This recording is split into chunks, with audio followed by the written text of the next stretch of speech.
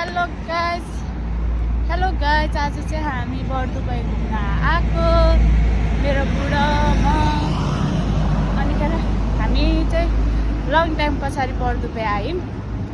अब गएर मोमो र ढेँडो खाने हो। घरबाट भात खुवाएर ल्याइहाल्यो होइन। अब घुम्ने मजाले बर्दुबाई दिँदैन भनेर गाइज हेर्नुपर्छ है। बर्दुबाई यहाँ चाहिँ बलिउड